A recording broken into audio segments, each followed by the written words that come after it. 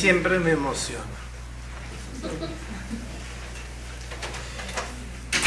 Entonces le hice una pregunta para ver un poco cómo vamos a compartir. ¿Qué piensan ustedes?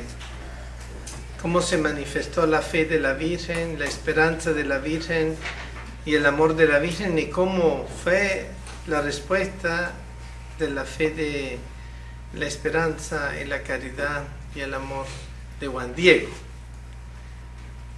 Pensando que no solo los mexicanos, sino todos los latinoamericanos y los americanos estamos llamados a llevar adelante este mensaje y a creer en él.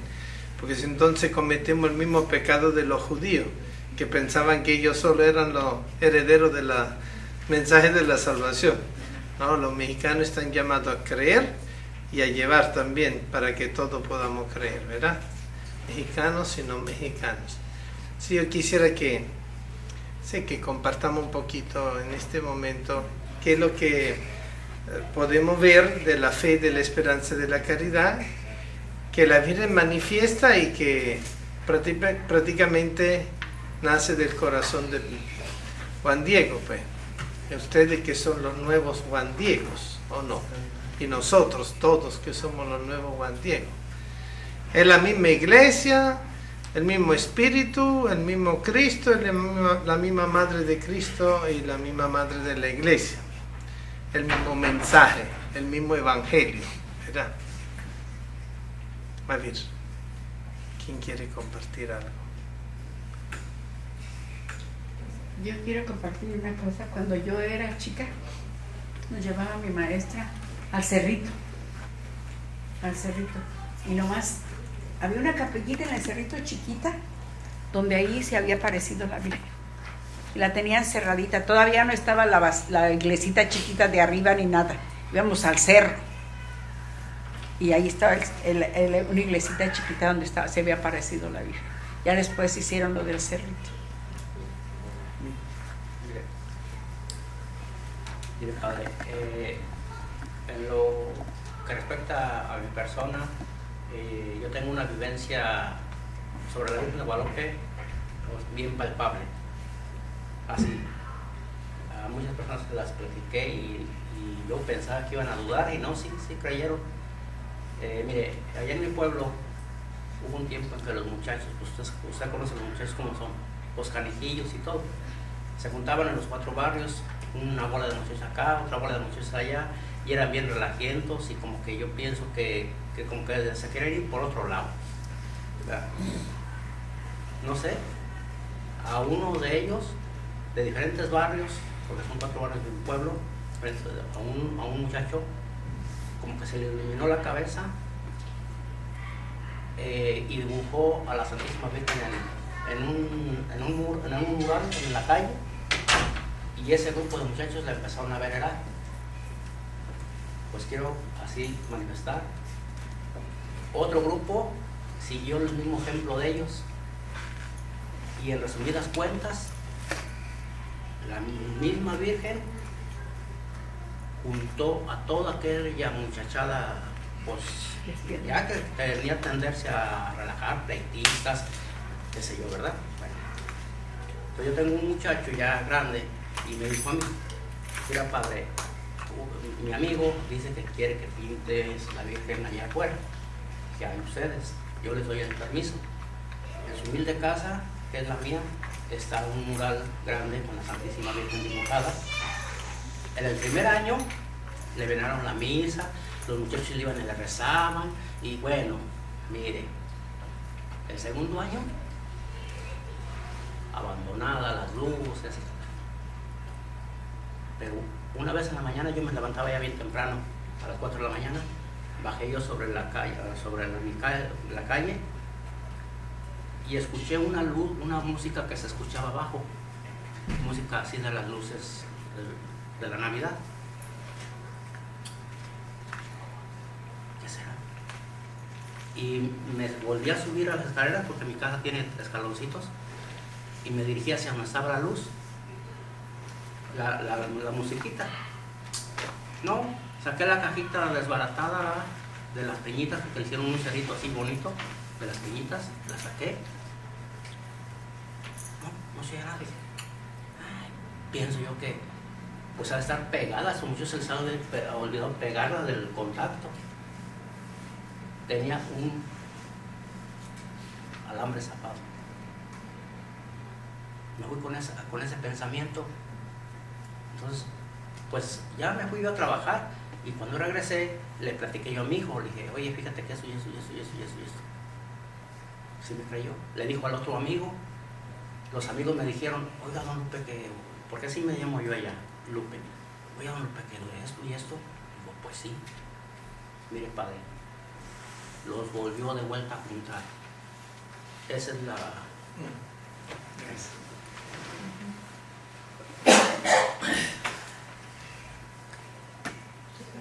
Yo quiero comentar algo, pero no me voy a poner eso que no soy fotogénico.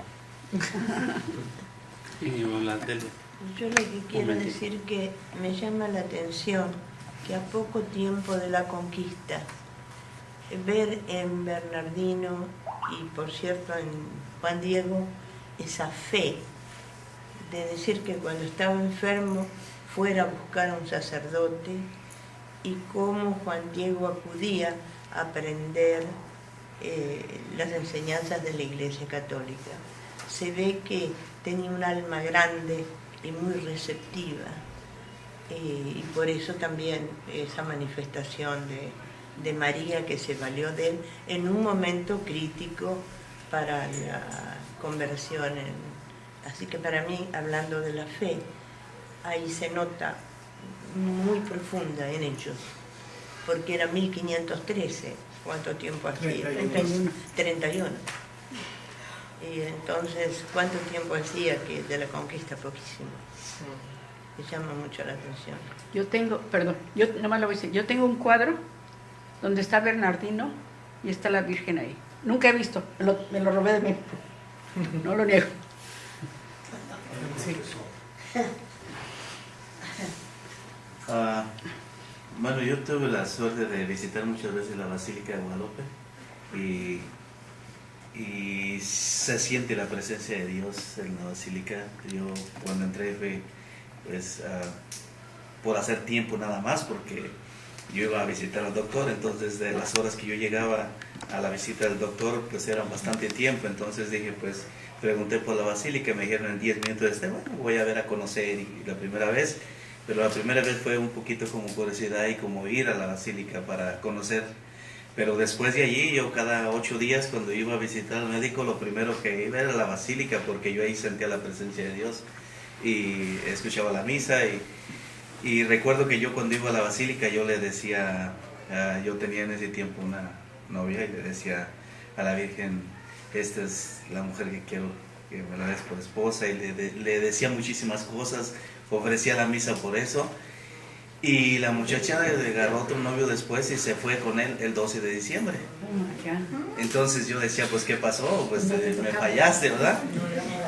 Pasó el tiempo, pasaron 2, 3 años, no recuerdo cuánto exactamente, pero yo conocí a Ana arreglando la fiesta para el 12 de diciembre. Órale, ahí te tocaba. Entonces ahí me tocaba, yo creo que sí me escuchó las oraciones, ¿no? Pero yo sentía algo especial cuando entraba a la Basílica, estar dentro de la Basílica, pero no es solamente la imaginación, sino se sentía la presencia de Dios. Y por eso me decía, cada 8 días iba, no era tanto lo que yo pedía o lo que quería pedir, lo podía pedir en cualquier lugar, pero estar allí era una experiencia bien hermosa. ¿Fuiste al altar mayor o fuiste allá donde toda la gente ponía velas? Pasé donde está el cuadro y que está un caminito, el elevador y lo está viendo así, sí. pero lo hermoso es recibir allí la palabra de Dios, es lo que se siente ahí. Sí, en ese momento que vas por ahí. Sí, y estar dentro ahí, estar dentro.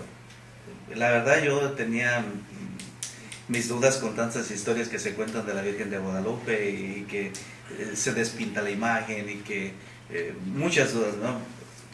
Que donde quiera hay libros y todo, pero el estar allí dentro de la Basílica y el sentir la presencia de Dios y sentir que ella me escuchaba cuando yo en los momentos de prueba acudía a ella en el rosario, acudía a ella pidiéndole y sosteniéndome en la fe con ella, y que pasaba la prueba o sentía la fortaleza. Ahorita que veía yo como Juan Diego, como ella le hablaba a Juan Diego con amor, y me venía recordando que ahorita veniendo en el camino veníamos con el sacerdote que lo acompañó en la misa, que está estudiando en la universidad, lo llevé al aeropuerto, lo llevamos, y veníamos platicando de María. Entonces él se emocionaba platicándonos de María, como la iglesia, ¿no? Como de la iglesia, cómo fue escogida por Dios, cómo Jesús a través de María y el sí de María, y todo veníamos platicando, todos veníamos aprendiendo de María, pero también lo veíamos a él que estaba convencido, que nos daba un mensaje bonito. Y ahorita al llegar y ver que estamos tratando lo mismo, digo, bueno,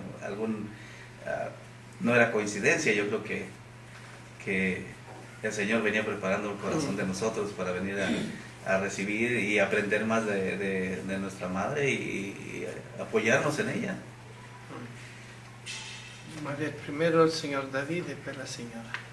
Yo quiero compartir de esta experiencia, ¿verdad? De cómo lo que decía Francisco. Yo en la mañana me puse a leer la Biblia y estaba viendo los Hechos de los Apóstoles, como María estaba allí también, ¿verdad? Y digo, entonces se habla, y luego viene con la coincidencia con el sacerdote que venía también platicando la cosa mariana, y llegamos aquí y entra el tema de María sin conocer yo de que se iba a hablar. Digo, caray, pues ¿qué nos trata de decir Nuestra Señora a nosotros, verdad? En las situaciones que estamos viviendo. Hablo así porque mi esposa tiene el deseo completamente de ir a México a visitar a la Santísima Virgen. Y digo, 4 coincidencias con ella, digo.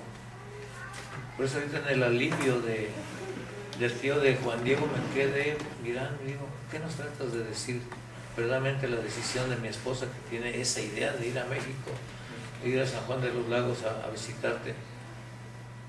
Vas a regalarnos algo muy grande, no sé qué vaya a pasar, ¿verdad? Pero hay que ver si suspenso no es una coincidencia, 4 cosas al mismo día. Y eso es enormemente grande, porque yo con mucho amor en la mañana, yo solo me empecé a la Biblia, ¿verdad? Y los Hechos de los Apóstoles. Digo, caray, pues digo, gracias por tus manifestaciones de esta manera que haces. Pues yo siempre he dicho con un hombre pecador, ¿verdad? Y digo, pero algo hay muy cierto en ella, de que intercede verdaderamente por nosotros. Como dice Francisco, sostenernos con esa fe, porque era lo que decíamos, yo al menos he creído que es la fuente número 1 de la manifestación del Espíritu Santo en ella para transmitirnos a todos sus hijos. Es algo grande. Es todo lo que compartir. Bueno, yo pues gracias a mis padres yo tuve la oportunidad de ir a la Basílica, y de ahí en la fecha de febrero se hacía una peregrinación. Entonces yo tenía la edad de 17 años, entre 16 y 17 años, sí. Estaba un poco mal. El doctor me había detectado un soplo, de la cual necesitaba una operación. Y mi mamá, con esa fe, dijo, tenemos que ir a la Basílica. Lo hacíamos, caminábamos 3 días en esa peregrinación, pero yo nunca pensé en lo lejos que estaba, sino mi mamá siempre nos inculcó esa fe hacia ella, hacia Dios y hacia Jesús y a todo lo que es la religión católica. Entonces, cuando después de que nosotros llegamos a la Basílica, ella me encomendó tanto a la Virgen de Guadalupe, y no sé, se siente una emoción cuando uno está ahí, se siente como un alivio, como algo que está dentro de ahí. Y muchas gracias por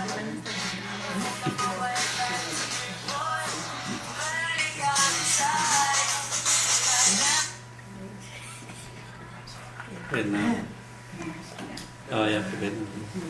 Nosotros, desde que hemos sido pequeños, nosotros ya nacemos como guadalupanos, porque donde nosotros somos, de la Ciudad de México, se empieza la peregrinación desde el 1 de diciembre hasta el 12 de diciembre, llegar hasta la villa hasta la villa. Pero como yo no puedo viajar a México, entonces yo me metí a los bailes de la iglesia, y exactamente hace un año me operaron de mi pie, y yo les puedo enseñar.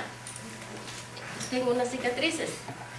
Entonces yo le pedí tanto a la Virgen de Guadalupe que me dejara a bailar, que para ese tiempo estuviera a bailar. Y sí, y gracias a Dios, para ese día yo siempre bailo. Y sí pude bailar, pero la cosa también es aquí, que cuando yo veo a una persona muy enferma y que no tenga, que los doctores le dicen, pues no tienes remedio, pues yo oro mucho por la persona que interceda a la Virgen de Guadalupe, y como forma de agradecimiento yo le digo, dame la oportunidad y yo voy a bailar tu día.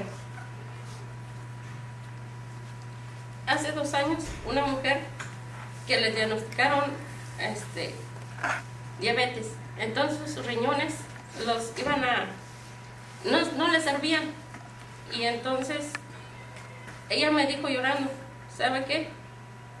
No sé qué va a pasar con mis hijos porque yo estoy sola, y me dio tanta tristeza. Entonces yo puse de penitencia a bailar por ella, pero ella nunca supo lo que yo pedía, la penitencia. Entonces ella me habló un día antes y le dije, ten fe en Dios y que pronto tu solución va a llegar. Entonces, como ese día yo bailé en la iglesia, al otro día ella fue al doctor y me dijo, ¿sabe qué, Bernarda? Yo creo que los doctores están locos, porque me dijeron que mis tubos de los riñones están limpios y que mis riñones están bien. Dice, y no se explican por qué es la razón. Y yo le dije, pues tuviste fe, ¿no? Y entonces todo el año así, yo sé que ella no me quiere porque, no sé por qué, pero entonces, cuando terminó el año, le dije, ¿sabes qué? Vete a prenderle una veladora a la Virgen de Guadalupe, a la iglesia, por lo menos ese día, vete a la iglesia. En la misa le tienes que prender la veladora porque ese fue mi penitencia, decirte que ese día tienes que ir. Y esa mujer hoy en día, sus riñones están perfectamente bien. Pero la Virgen, si tú tienes una fe, bien, y no la pierdes, la Virgen te concede los milagros. Porque nosotros en mi familia siempre ha sucedido eso, que nosotros prometemos una promesa y después vamos a la Virgen de Guadalupe en la villa para cumplir esa manda. Mis hermanos dejan de tomar por 5 años por una manda. Nosotros le llamamos manda porque tenemos que cumplir lo que prometemos, ir hasta la Virgen, hasta la villa, para cumplir ese milagro que nos haya concedido y dar gracias a Dios en ese momento, en la capilla de la villa. Es todo. Porque Dios es el que lo concede a través de la Virgen, que la Virgen intercede. Bien, creo que ya está listo, ¿verdad? Sí. Vamos a seguir después de lo tuyo es... Poquito. Ok. Poquito. Y terminamos con ella. Bueno, yo en realidad, pues todo lo que he tenido yo siempre lo he puesto en las manos de Dios. A veces cuando me diagnosticaron el cáncer, yo le dije, Señor, aquí estoy, pero dame la fortaleza de seguir luchando, de no caer y no renegar contra ti. Si en este mundo me sirve para purificar mi alma, dame la oportunidad de soportar lo que venga, no importa lo que sea. Si tú me quieres sanar, en tus manos estoy, pero a ti te pido solamente dame la fortaleza de ir a ver a mis hijos a Los Ángeles y después de eso que se haga tu voluntad. Es lo que yo le he pedido. Ir a verla a México también y yo no sé por qué tengo ese deseo de ir a México a verla, de mirarla cara a cara, como mi madre nos inculcó, verla siempre de frente, porque ella dice, es nuestra madre y ella siempre está pendiente de todo lo que nos pasa. Cuando estamos recaídos o que tenemos mucha tristeza, ella nos da su mano y nos abraza para que sentamos paz en nuestro interior. Y es lo que quería compartir. Bueno, queridos hermanos y hermanas, este encuentro, aunque sea corto, que hemos tenido, ¿verdad?, en toda la mañana de hoy y ahora después del mediodía, nos invita entonces, nos ha motivado a profundizar el sentido de nuestra fe, de nuestra esperanza y de nuestra caridad, como la manera nuestra de caminar hacia el Padre, hacia la mansión del Padre, en Cristo, por el Espíritu, junto con María, ¿verdad?, de la mano de María, nuestra Madre, la Madre del Señor. Ahora eso se traduce en un continuo mirar al Señor desde nuestra condición, desde nuestros problemas, de nuestras situaciones, de nuestras alegrías y sufrimientos, de todo lo que es vamos a decir, la sal y el azúcar de la vida. La sal, porque la sal le da el sabor, pero pica, ¿verdad? Y al mismo tiempo el azúcar, que endulcece, pero si es demasiado, nos pone enfermos, y si es poquito, nos ayuda, ¿verdad? Para todo existe ese orden que el Espíritu de Dios, que el misterio de Cristo con su gracia de la salvación va editando en nuestro corazón todos los días. Bien, yo lo que quisiera en esta última reflexión compartir ustedes un poco el mensaje del Evangelio de la Anunciación, ¿verdad? María que recibe la visita del ángel. Es una visita especial que María vive, que la saca de lo ordinario de su vida y la proyecta en una situación totalmente distinta, diferente, que ella ni se imaginaba. Ella quería ser la esclava del Señor. Ella quería ser la amada del Señor. Ella quería vivir con plenitud su entrega, inclusive en el camino de su matrimonio comprometido con José. Pero al mismo tiempo albergaba en su corazón un sentimiento y una emoción tan profunda de su deseo de la entrega total a Cristo, que solo Dios conoce de qué manera ella compartía en su corazón esa situación del matrimonio comprometido con la situación de una virginidad de corazón y de cuerpo, ¿verdad? Un amor. Esa es la gran respuesta. María vivió un amor, porque en el amor todo este misterio de Dios se resuelve y se comprende. Igual que nosotros, que cuando estamos viviendo nuestra vida, con sus contradicciones, con sus dificultades y obstáculos positivos y negativos, muchas veces no es comprensible, no es entendible. Nosotros a veces decimos, ¿por qué a mí esto? Y los que tienen un poquitico más de fe nos preguntan ¿por qué?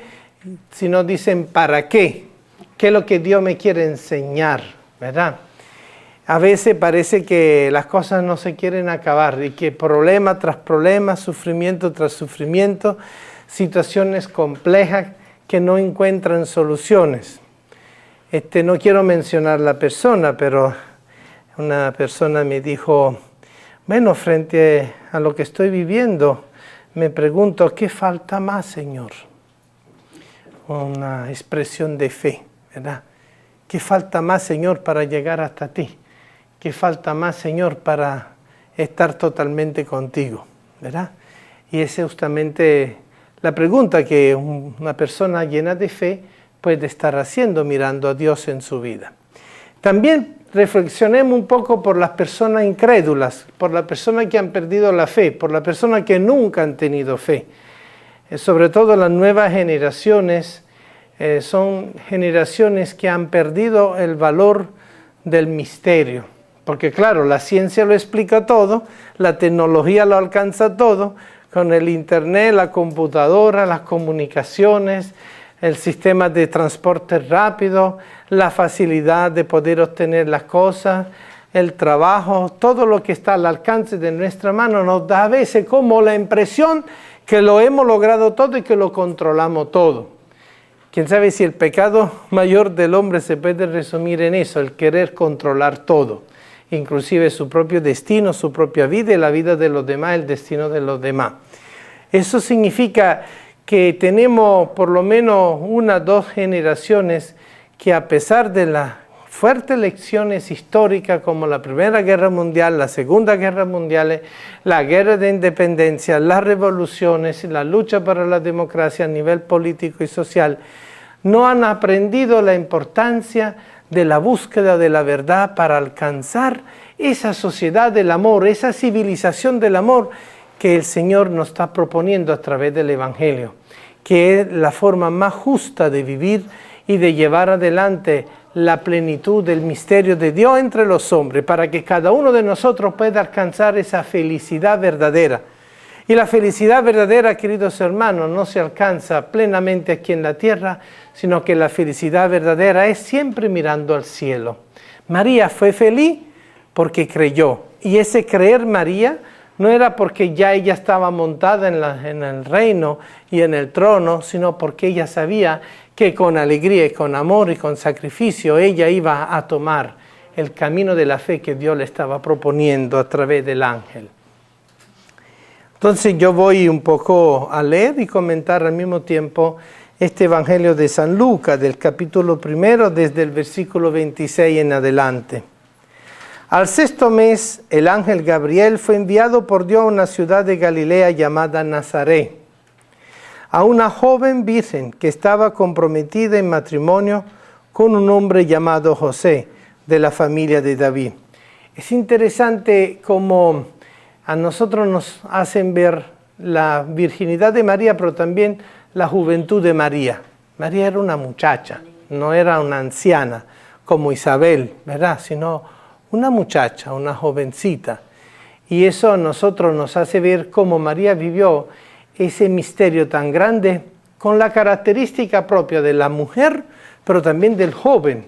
Los jóvenes son entusiastas y los jóvenes quieren cambiar el mundo, ¿verdad?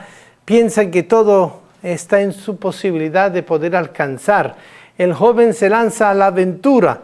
La vida es una aventura para el joven, ¿verdad? A veces muy descuidado, a veces no tiene capacidad de medir los peligros, ¿verdad? Pero el joven tiene ese entusiasmo frente a la vida. Y obviamente María estaba llena de juventud, llena de entusiasmo para poder mirar y comprender este misterio que Dios le estaba presentando. Imaginémonos, aunque sea un poquitico, el corazón de María, la conciencia de María, cómo ella pudo tan humanamente, tan sencillamente, tan femeninamente y tan juvenilmente mirar el misterio que Dios le estaba proponiendo, ser nada más y nada menos que la madre del Hijo de Dios. Era algo que con todo el cerebro no se alcanza a entender. Aunque ella hubiese sido una gran científica, una gran intelectual, una gran profesional, eso no implicaba que ella lo iba a entender, sino ella era simplemente sencilla, pero no sencilla en el sentido que era una tonta. María no era ninguna tonta. De hecho, si nosotros vemos la forma como cual ella se comunica con el ángel, es una forma muy inteligente, porque María no pone en discusión qué es lo que le está diciendo el ángel, si es verdad o es mentira. María de una vez cree. La inteligencia consiste en el creer y entender por qué creo. María muestra una tremenda inteligencia espiritual, acompañado por una gran capacidad humana, femenina, de captar. La mujer es muy intuitiva. La mujer le sabe ver las cosas que nosotros los hombres a veces no le vemos, ¿no? Lo claro y oscuro. Nosotros somos un poco más tontos en eso, los hombres.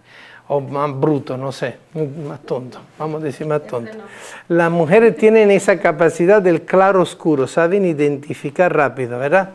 Dentro de su practicidad mental. También les digo que a veces las mujeres son capaces de hacer 4 o 5 cosas a la vez, cosas que nosotros los hombres no sabemos hacer. Mientras que con el pie le da el cochecito del muchacho, de la otra mano está cocinando, con la otra está con el celular y está hablando con la vecina. Y lo logra hacer al mismo tiempo. No sé cómo hacen, pero lo hacen bien. Si a nosotros nos metieron los hombres a hacer lo mismo, yo creo que nos volveríamos un 8. Y lo primero que haríamos es escoger lo más importante, ¿verdad?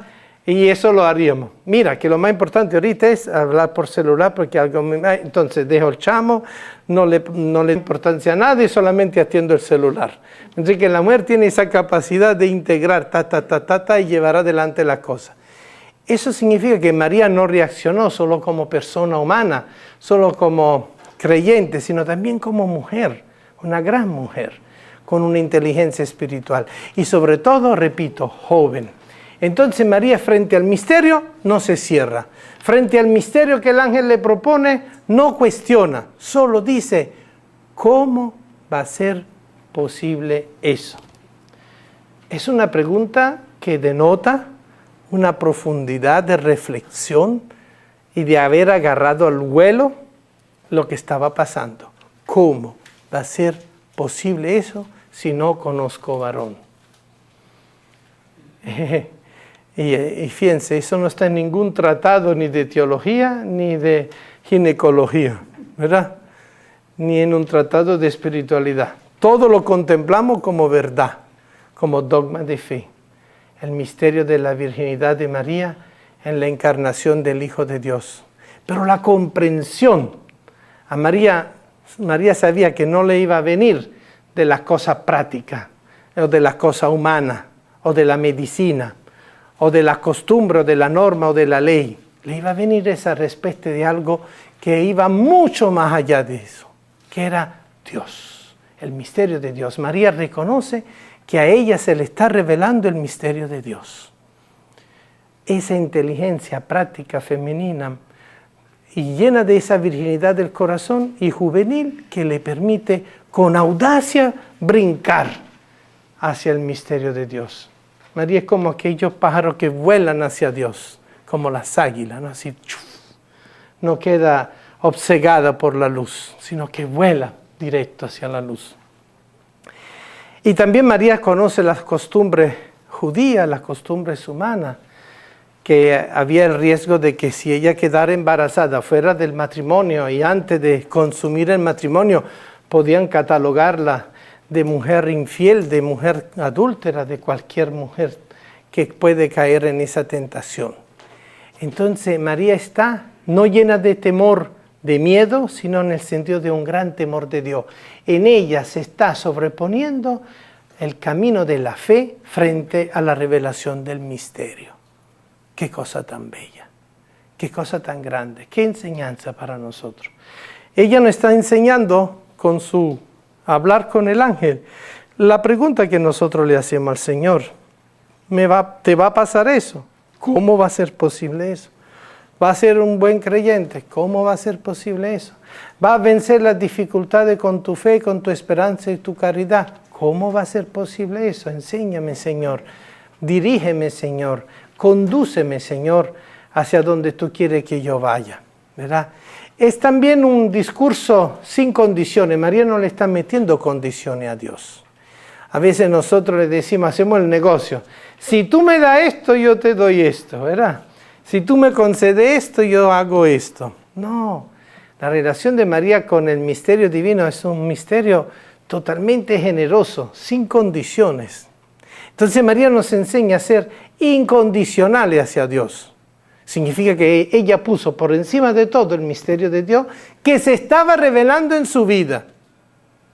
Qué predisposición que no solo lo hizo el Espíritu y la gracia de Dios en ella, sino que ella misma como persona, como mujer y como creyente, tuvo esa capacidad, esa lucidez, ese entusiasmo de abrirse generosamente a lo que Dios le estaba proponiendo. Y por eso entonces, cuando el ángel le explica el misterio, ¿verdad? Y le dice, el Espíritu Santo descenderá sobre ti, y el poder del Altísimo te cubrirá con su sombra, Por eso el niño santo que nacerá de ti será llamado Hijo de Dios. María recibe la primera revelación de quién es el Padre. María conoce al Padre. ¿Quién es el Hijo? María conoce al Hijo. ¿Y quién es el Espíritu Santo? María conoce al Espíritu Santo. ¿Quién de nosotros logra llegar a tener una experiencia de Dios, pero identificando perfectamente cuándo es el Padre, cuándo es el Hijo y cuándo es el Espíritu, o están los tres juntos?